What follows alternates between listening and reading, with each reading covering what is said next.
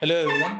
अभी हम देखेंगे कि डीपी के फंक्शनल यूजर से आप नॉर्मल इन्वेस्टर को अगर डीएसी बेस्ड फैसिलिटी प्रोवाइड करनी है तो डीएसी बेस के लिए जो यूजर आईडी और राइट्स देने होते हैं वो कैसे क्रिएट किए जाते हैं और राइट्स कैसे दिए जाते हैं।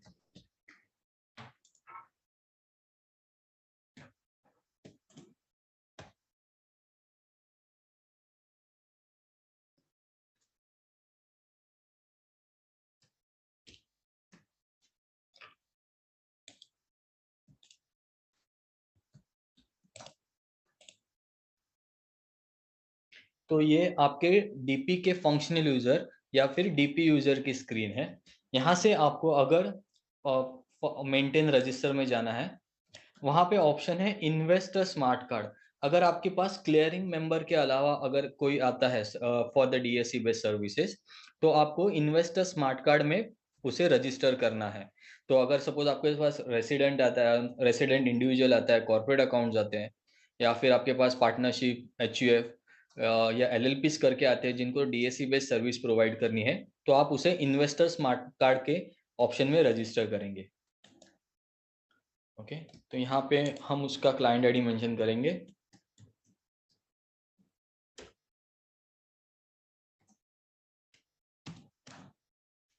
ओके, यहाँ पे एक नंबर ऑफ ऑथराइजेशन ऑप्शन है। यहाँ पे आपको नंबर ऑफ ऑथराइजेशन जो आपके अगर इन्वेस्टर ने रिक्वायर्ड है उस हिसाब से देना है। Number of authorization means one means अगर आप एक मेकर के एंट्री से मैन्युअली कैप्चर कर रहे हो तो उसे एक चेकर ऑथोराइज करेगा। अगर आप सपोज नंबर ऑफ ऑथराइजेशन दो देते हो तो इसका मतलब है अगर मैनुअल एंट्री जो कैप्चर है मेकर के लिए एक मेकर से, तो उसे दो ऑथोराइज यूजर्स उसे ऑथोराइज करेंगे। तो यहाँ पे हमने नंबर ऑफ ऑथराइजेशन वन रखा है। सर्विसेज जो है आपको स्पीडी और आइडियाज दोनों में टिक करनी है। ओके, और इसे ऐड करना है। तो यह आपसे पूछेगा do you really want to add this client ID, please confirm. तो हम उसे कंफर्म करेंगे।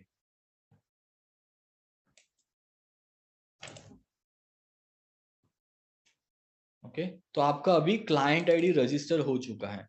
जिस एक वक्त अगर क्लाइंट आईडी रजिस्टर हो जाता है तो दोबारा अगर आपके पास सेम क्लाइंट आईडी के लिए अगर कोई फिर से रिक्वेस्ट देता है विद डिफरेंट यूजर आईडी, तो आपको फिर से मेंटेन रजिस्टर में जाके क्लाइंट आईडी रजिस्टर करने की जरूरत नहीं पड़ती। अगर एक बार आपका क्लाइंट आईडी रजिस्टर हो जाए, मतलब आपको फिर से वो क्लाइंट आईडी सर्विस के लिए रजिस्टर करना नहीं करना है। ओके, तो अब हमने क्लाइंट आईडी रजिस्टर किया है। अब हम यूजर आईडी क्रिएट करेंगे। सो अब हम जाएंगे मेंटेन यूजर ऑप्शन में। जैसे आपने मेंटेन रजिस्टर में investor smart card option select किया था, वैसे ही आपको मेंटेन यूजर्स में investor smart card option select करना है। ओके, तो यहाँ पे आप क्लाइंट आईडी डालेंगे। ओके, यूजर आईडी आपको देना है। ओके, तो यूजर आईडी आपका 8 कैरेक्टर्स का रहेगा। अल्फा न्यूमेरिक रख सकते हो, प्योरली अल्फा रख सकते हो। ओके,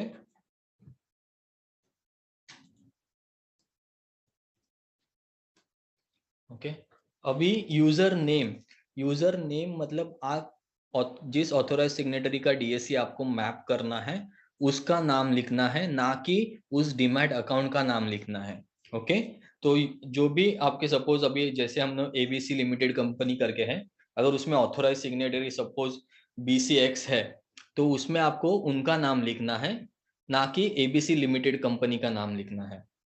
ओके, तो यहाँ पे अभी मैं यूजर का नाम दे रहा हूँ। ओके, यहाँ पे एबीसी लिमिटेड करके नाम आएगा जो हमने। ओके, और आपको यहाँ पे राइट्स देने हैं। तो अब अभी मैं यहाँ पे दो राइट्स है, कैप्चर और ऑथोराइज। तो अभी मैं वीएसएन यूजर को यहाँ से कैप्चर करके ऑथोराइज राइट्स दे रहा हूँ और यहाँ से मैं ऐड करूंगा। तो जैसे ही मैं ऐड करता हूँ, देखिए फर्स्ट होल्डर का नाम ऑटोमेटिकली सिस्टम ने आपको दिया हुआ है, that is A B B C limited. Okay, यहाँ पे आपको बता रहा है कि ये पर्टिकुलर क्लाइंट आईडी के लिए कितने यूजर्स एक्टिव हैं या कितने यूजर्स सस्पेंडेड हैं। ओके, तो यहाँ से मैं अभी ये यूजर आईडी कंफर्म करूंगा। Okay okay. यहाँ पे भी आपको एक रजिस्ट्रेशन नंबर दिया गया है, वो आपको आपका जब आप डॉक्यूमेंट सबमिट करेंगे तो उसमें वो नंबर लिखना ज़रूरी है। ओके। अब मैं और एक यूज़र आईडी क्रिएट करने जा रहा हूँ।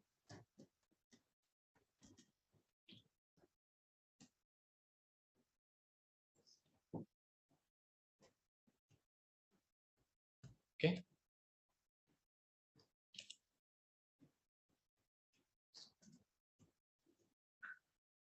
अब यहाँ से मैं उसको ऑथोराइज के राइट्स दूंगा। अब जब मैं यहाँ पे ऐड का बटन क्लिक करूंगा तो आपको बताई देगा कि पहले ही उसमें एक एक्टिव यूज़र है करके। ओके। तो अब मैं विनोद मेहरा का दैट इज़ VSV 65431 को ऐड कर रहा हूँ।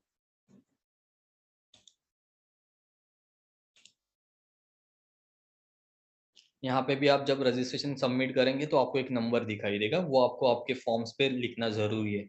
अब आपने जब यूज़र्स क्रिएट किए हैं तो अभी आपको कौन से डॉक्यूमेंट्स देना ज़रूरी है। अगर आप कॉर्पोरेट अकाउंट कर रहे हो तो उसमें आपको एनेक्सर 12 देना है। ओके।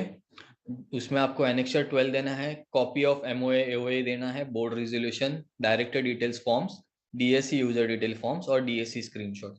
अगर आप इन्वेस्टर स्मार्ट कार्ड में कोई इंडिविजुअल को रजिस्टर कर रहे हो तो उसके लिए आपको एनेक्सर 8 देना है, DSC स्क्रीनशॉट, और अगर POA है उसमें तो POA फॉर्म सबमिट करना है। अभी हमने देखा कि राइट्स कैसे दिए जाते हैं। मैंने फर्स्ट राइट्स दिया था कैप्चर, दी सेकंड राइट्स दिया था मैंने ऑथोराइज करके। अभी मुझे सपोज राइट्स चेंज करने हैं, मुझे मिस्टर विनोद को राइट्स चेंज करके कैप्चर देना है। ओके। तो मैं फिर से स्क्रीन में जाऊंगा, इन्वेस्टर के स्क्रीन में जाऊंगा, वहां से क्लाइंट आईडी मेंशन करूंगा, वहां पे एक यूजर आईडी मेंशन करूंगा और सर्च करूंगा। अभी सर्च करने के बाद मुझे यहाँ पे पता चल रहा है कि मिस्टर विनोद को फंक्शनल राइट्स दिए गए हैं, तो मैं उसे चेंज करके कैप्चर करूंगा। और यहाँ पे एक ऑप्शन है मॉडिफाई राइट्स। ओके, तो हम लोग मॉडिफाई राइट्स कर देंगे।